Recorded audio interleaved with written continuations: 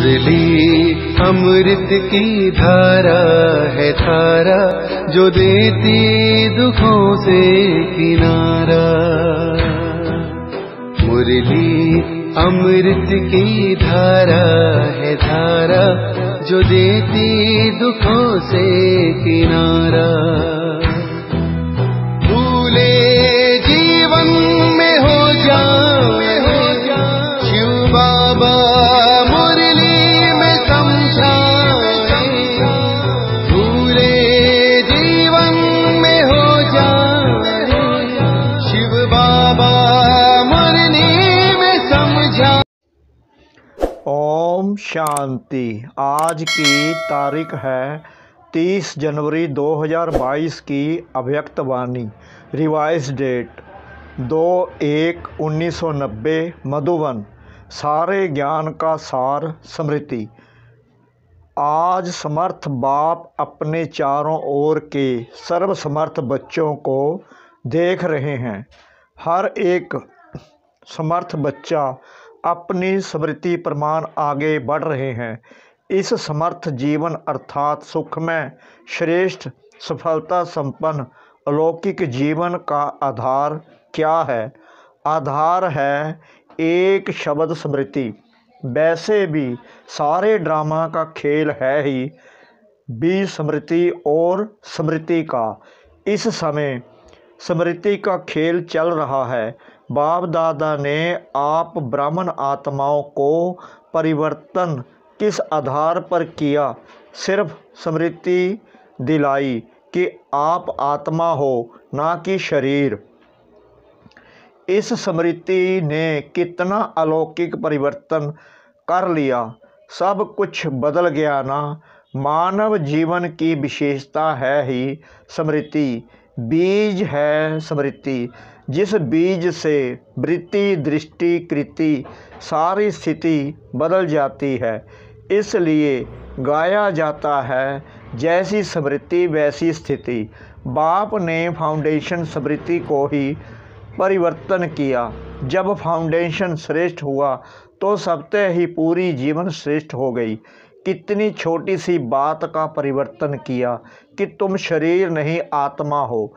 इस परिवर्तन होते ही आत्मा मास्टर सर्वशक्तिमान होने के कारण स्मृति आते ही समर्थ बन गई। अब यह समर्थ जीवन कितना प्यारा लगता है। स्वयं भी स्मृति स्वरूप बने और औरों को भी यही स्मृति दिलाकर क्या से क्या बना देते हो। इस स्मृति से संसार ही बदल लिया। यह ईश्वरीय संसार कितना प्यारा है। चाहे सेवा अर्थ संसारी आत्माओं के साथ रहते हो, लेकिन मन सदा अलौकिक संसार में रहता है। इसको ही कहा जाता है स्मृति स्वरूप। कोई भी परिस्थिति आ जाए, लेकिन स्मृति स्वरूप आत्मा समर्थ होने कारण परिस्थिति को क्या समझती? यह तो खेल है, कभी घबराएगी नहीं। भले कितनी भी बड़ी परिस्थिति हो, लेकिन समर्थ आत्मा के लिए मंजिल पर पहुंचने के लिए यह सब रास्ते के साइड सीन्स अर्थात रास्ते के नज़ारे हैं। साइड सीन्स तो अच्छी लगती है ना। खर्चा करके भी साइड सीन देखने जाते हैं। यहाँ भी आजकल आबू दर्शन करने जाते हो ना। अगर रास्ते में साइड सीन ना हो तो वह रास्ता अच्छा लगेगा? बोर हो जाएंगे। ऐसे स्मृति स्वरूप, समर्थ स्वरूप आत्मा के लिए परिस्थिति कहो, पेपर कहो, विघ्न कहो, प्रॉब्लम्स कहो, सब साइड सीन हैं। स्मृति में है कि यह मंजिल के साइड सीन्स अनगिनत बार पार किए हैं। Nothing new. इसका भी फाउंडेशन क्या हुआ? स्मृति। अगर यह स्मृति भूल जाती अर्थात फाउंडेशन हिला तो जीवन की पूरी बिल्डिंग हिलने लगती है। आप तो अचल है ना। सारी पढ़ाई के चारों सब्जेक्ट्स का आधार भी स्मृति है। सबसे मुख्य सब्जेक्ट है याद। याद अर्थात स्मृति में कौन? बाप कौन, दूसरी सब्जेक्ट है ज्ञान। रचता और रचना का ज्ञान मिला, उसका भी फाउंडेशन स्मृति दिलाई कि अनादि क्या हो और आदि क्या हो और वर्तमान समय क्या हो। ब्राह्मण सो फरिश्ता, फरिश्ता सो देवता, और भी कितनी स्मृतियाँ दिलाई हैं। तो ज्ञान की स्मृति हुई ना। तीसरी सब्जेक्ट है दिव्य गुण। दिव्य गुणों की भी स्मृति दिलाई कि आप ब्राह्मणों के यह गुण हैं। गुणों की लिस्ट भी स्मृति में रहती है। तब समय प्रमाण उस गुण को कार्य में, कर्म में लगाते हो। कोई समय स्मृति कम होने से क्या रिजल्ट होती, समय पर गुण यूज नहीं कर सकते हो। जब समय बीत जाता फिर स्मृति में आता है कि यह नहीं करना चाहता था लेकिन हो गया, आगे ऐसा नहीं करेंगे। तो दिव्य गुणों को भी कर्म में लाने के लिए समय पर स्मृति चाहिए। अभी अभी ऐसे अपने पर भी हंसते हो, वैसे भी कोई बात व कोई चीज़ समय पर भूल जाती है तो उस समय क्या हालत होती है। चीज़ है भी लेकिन समय पर याद नहीं आती तो घबराते हो ना। ऐसे यह समय पर स्मृति ना होने के कारण कभी कभी घबरा जाते हो। तो दिव्य गुणों का आधार क्या हुआ, सदा स्मृति स्वरूप, निरंतर और नेचुरल दिव्य गुण सहज हर कर्म में, कार्य में लगता रहेगा। चौथी सब्जेक्ट है सेवा। इसमें भी अगर स्मृति स्वरूप नहीं बनते कि मैं विश्व कल्याणकारी आत्मा निमित्त हूँ तो सेवा में सफलता नहीं पा सकते। सेवा द्वारा किसी आत्मा को स्मृति स्वरूप नहीं बना सकते। साथ साथ सेवा है ही स्वयं की और बाप की स्मृति दिलाना। तो चार ही सब्जेक्ट का फाउंडेशन स्मृति हुआ ना। सारे ज्ञान का सार का एक शब्द हुआ स्मृति। इसलिए बाप दादा ने पहले से ही सुना दिया है कि लास्ट पेपर का कनेक्शन भी क्या आने वाला है। लंबा चौड़ा पेपर नहीं होना है, एक ही कनेक्शन का पेपर होना है और एक ही सेकंड का पेपर होना है। कन्वेंशन कौन सा होगा, नष्टो मोहा स्मृति स्वरूप। कन्वेंशन भी पहले से ही सुन लिया है ना। फिर तो सभी पास होने चाहिए। सभी नंबर पास होंगे या नंबर बार पास होंगे। डबल विदेशी किस नंबर में पास होंगे। नंबर 1 तो माला को ख़त्म कर दे या अलग माला बना दे, उमंग तो बहुत अच्छा है। डबल फार्नेस को विशेष चांस है लास्ट सो फास्ट जाने का, यह मार्जिन है। अलग माला बनाए तो जो पिकनिक के स्थान बनेंगे वहाँ जाना पड़ेगा। यह पसंद हो तो अलग माला बनाएं। आप लोगों के लिए माला में आने की मार्जिन रखी है, आ जाएंगे। अच्छा, सभी टीचर्स तो स्मृति स्वरूप है ना। चारों ही सब्जेक्ट में स्मृति स्वरूप मेहनत का काम तो नहीं है ना। टीचर्स का अर्थ ही है अपने स्मृति स्वरूप फीचर से औरों को भी स्मृति स्वरूप बनाना। आपके फीचर्स ही औरों को स्मृति दिलाएं कि मैं आत्मा हूँ। मस्तक में देखें ही चमकती हुई आत्मा, चमकती हुई मणि। जैसे सांप की मणि देख करके सांप की तरफ कोई का ध्यान नहीं जाएगा, मणि के तरफ जाएगा। ऐसे अविनाशी चमकती हुई मणि को देख दे भान स्मृति में नहीं आए, अटेंशन सत्य ही आत्मा की तरफ जाए। टीचर्स इसी सेवा के निमित्त हो, भी स्मृति वालों को स्मृति दिलाना, यही सेवा है। समर्थ तो हो या कभी कभी घबराती हो। अगर टीचर्स घबरा जाएगी तो स्टूडेंट क्या होंगे।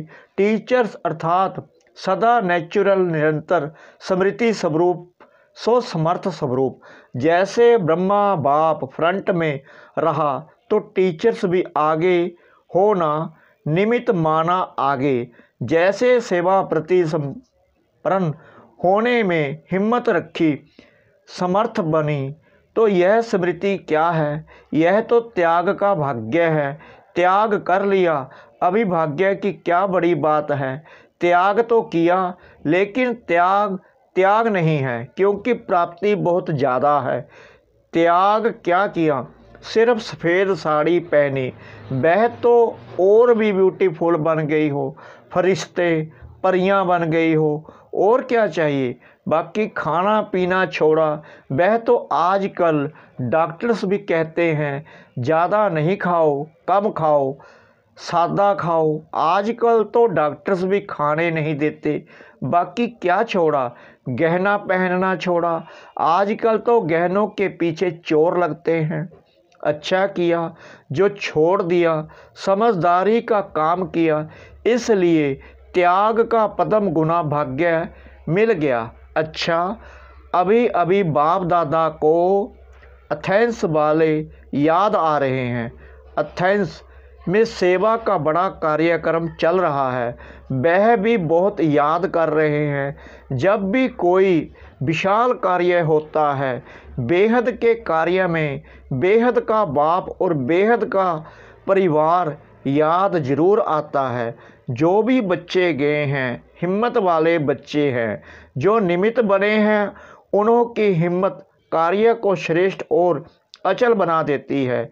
बाप के स्नेह और विशेष आत्माओं की शुभ भावना, शुभ कामना बच्चों के साथ है। बुद्धिमानों की वृद्धि किसी भी द्वारा भी निमित्त बनाए अपना कार्य निकाल देते हैं। इसलिए बेफिक्र बादशाह बन, लाइट हाउस माइट हाउस बन, शुभ भावना शुभ कामना के वाइब्रेशन फैलाते रहो। हर एक सर्विसबल बच्चे को बाप दादा नाम और विशेषता सहित याद प्यार दे रहे हैं। अच्छा, सदा निरंतर स्मृति स्वरूप समर्थ आत्माओं को सदा स्मृति स्वरूप बन, हर परिस्थिति को साइड सीन अनुभव करने वाले विशेष आत्माओं को सदा बाप समान चारों ओर स्मृति की लहर फैलाने वाले महावीर बच्चों को सदा तीव्र गति से पास विद ऑनर होने वाले महारथी बच्चों को बाप दादा का याद प्यार और नमस्ते। दिल्ली जोन से अव्यक्त बाप दादा की मुलाकात। सदा अपने भाग्य को देख हर्षित होते हो, सदा वाह वाह के गीत गाते हो। हाय हाय के गीत समाप्त हो गए या कभी दुख की लहर आ जाती है। दुख के संसार से न्यारे हो गए और बाप के प्यारे हो गए, इसलिए दुख की लहर स्पर्श नहीं कर सकते। चाहे सेवा अर्थ रहते भी हो, लेकिन कमल समान रहते हो। कमल पुष्प कीचड़ से निकल नहीं जाता, कीचड़ में ही होता है, पानी में ही होता है, लेकिन न्यारा होता है। तो ऐसे न्यारे बने हो। न्यारे बनने की निशानी है, जितना न्यारे उतना बाप के प्यारे बनेंगे। सबसे ही बाप का प्यार अनुभव होगा और यह परमात्म प्यार छतर छाया बन जाएगा। जिसके ऊपर छतर छाया होती है वह कितना सेफ रहता है। जिसके ऊपर परमात्म छतर छाया है उसको कोई क्या कर सकते हैं। इसलिए फ़क्र में रहो कि हम परमात्म छतर छाया में रहने वाले हैं, अभिमान में नहीं हैं। लेकिन रूहानी फ़क्र है। बॉडी कॉन्शियस होंगे तो अभिमान आएगा, आत्म अभिमानी होंगे तो अभिमान नहीं आएगा। लेकिन रूहानी फ़क्र होगा, और जहाँ फ़क्र होता है वहाँ विघ्न नहीं हो सकता। या तो है फ़िक्र या है फ़क्र, दोनों साथ नहीं होते। दाल रोटी अच्छी देने के लिए बाप दादा बंधा हुआ है। रोज़ 36 प्रकार के भोजन नहीं देंगे, लेकिन दाल रोटी प्यार की ज़रूर मिलेगी, निश्चित है, इसको कोई टाल नहीं सकता। तो फिक्र किस बात का? दुनिया में फिक्र रहता है कि हम भी खाएं, पीछे वाले भी खाएं तो आप भी भूखे नहीं रहेंगे, आपके पीछे वाले भी भूखे नहीं रहेंगे। बाकी क्या चाहिए? डनलप के तकिए चाहिए क्या? अगर डनलप के तकिए व बिस्तर में फ़िक्र की नींद हो तो नींद आएगी, बेफिक्र होंगे तो धरनी पर भी सोएंगे तो नींद आ जाएगी। बाहों को अपना तकिया बना लो तो भी नींद आ जाएगी। जहाँ प्यार है वहाँ सूखी रोटी भी 36 प्रकार का भोजन लगेगी। इसलिए बेफिक्र बादशाह हो। यह बेफिक्र रहने की बादशाही सब बादशाहियों से श्रेष्ठ है। अगर ताज पहनकर तख्त पर बैठ गए और फिक्र करते रहे तो तख्त हुआ या चिंता हुई, तो भाग्य विधाता भगवान ने आपके मस्तक पर श्रेष्ठ भाग्य की लकीर खींच दी है। बेफिक्र बादशाह हो गए हो। वह टोपी या कुर्सी वाले बादशाह नहीं, बेफिक्र बादशाह। कोई फिक्र है? पुत्रों दोत्रों का फिक्र है। आपका कल्याण हो गया तो उन लोगों का जरूर होगा। तो सदा अपने मस्तक पर श्रेष्ठ भाग्य की लकीर देखते रहो। वह मेरा श्रेष्ठ ईश्वरीय भाग्य, धन दौलत का भाग्य नहीं, ईश्वरीय भाग्य है।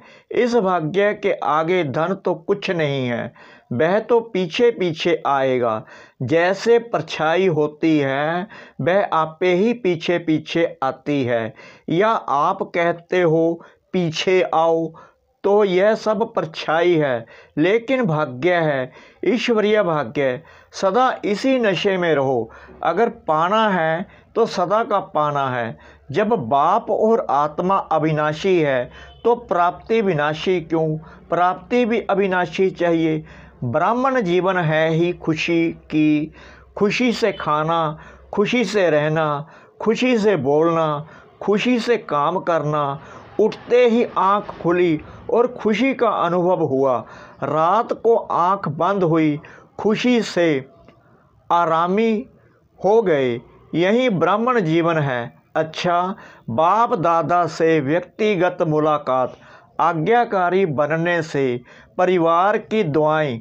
बाप दादा के सामने गायत्री मोदी का परिवार बैठा है। बाप दादा इस परिवार की एक बात देख करके बहुत खुश हैं। कौन सी बात? आज्ञाकारी परिवार है। इतना दूर से पहुँच तो गए ना। यह भी दुआएं मिलती हैं जो आज्ञा पालन करता है। चाहे किसी की भी एक ने कहा दूसरे ने माना तो खुशी होती है। दिल से एक दो के प्रति दुआएं निकलती हैं। कोई अच्छा दोस्त है या भाई हो, अगर कहते हैं बहुत अच्छा है तो यह दुआएं हुई ना। किसी को भी हांजी करना व आज्ञा मानना, इनकी गुप्त दुआएं मिलती हैं। तो दुआएं समय पर बहुत मदद देती हैं। उस समय पता नहीं पड़ता है, उस समय तो साधारण बात लगती है, चलो हो गया। लेकिन यह गुप्त दुआएं आत्मा को समय पर मदद देती हैं, यह जमा हो जाती हैं। इसलिए बाप दादा देखकर खुश हैं। चाहे किसी भी कार्य के लिए आए तो है ना। और यह भी याद रखना कि परमात्म स्थान पर किसी भी कारण से, चाहे देखने के हिसाब से भी आ गए, जानने के हिसाब से भी आ गए, तो भी पाप रखा, उसका भी फल जमा हो जाएगा। यह भी कम भाग्य नहीं है, यह भाग्य भी आगे चल कर के अनुभव करेंगे। उस समय अपने को बहुत भाग्यवान समझेंगे।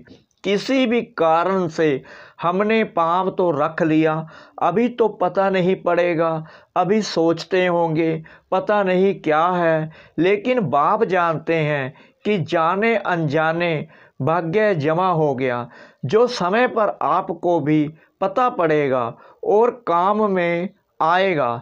अच्छा, मीठे मीठे सिकला दे बच्चों प्रति मात पिता बाप दादा का याद प्यार और गुड मॉर्निंग। रूहानी बाप की रूहानी बच्चों को नमस्ते। हम रूहानी बच्चों की रूहानी बाप दादा को श्रद्धा भरी प्रेम भरी नमस्ते। शुक्रिया बाबा, शुक्रिया बाबा, शुक्रिया बाबा इस मीठी मीठी मुरली के लिए। राशियाँ के भाई बहनों की याद चक्रधारी बहन ने दी। अच्छा है, थोड़े समय में सफलता अच्छी और अच्छी प्यासी आत्माएं निकली हैं। उनका स्नेह बाप के पास पहुंच गया। सभी को याद प्यार लिखना और कहना कि बाप दादा का स्नेह सभी बच्चों को सहयोग दे, आगे बढ़ा रहा है। अच्छी सेवा है, बढ़ाते चलो। वरदान, पुरुषार्थ की यथार्थ विधि द्वारा सदा आगे बढ़ने वाले सर्व सिद्धि स्वरूप भव। पुरुषार्थ की यथार्थ विधि है अनेक मेरे को परिवर्तन कर एक मेरा बाबा। इस स्मृति में रहना और कुछ भी भूल जाए, लेकिन यह बात कभी नहीं बोले कि मेरा बाबा। मेरे को याद नहीं करना पड़ता, उसकी याद सबसे आती है। मेरा बाबा दिल से कहते हो तो योग शक्तिशाली हो जाता है। तो इस सहज विधि से सदा आगे बढ़ते हुए सिद्धि स्वरूप बनो। स्लोगन, माया जीत बनना है तो स्नेह के साथ साथ ज्ञान का भी फाउंडेशन मजबूत करो। लवलीन स्थिति का अनुभव करो। कर्म में, वाणी में, संपर्क व संबंध में, लव और स्मृति व स्थिति में लवलीन रहना है। जो जितना लवली होगा वह उतना ही लवलीन रह सकता है। अभी आप बच्चे बाप के लब में लवलीन रह औरों को भी सहज आप समान व बाप समान बना देते हो। ओम शांति।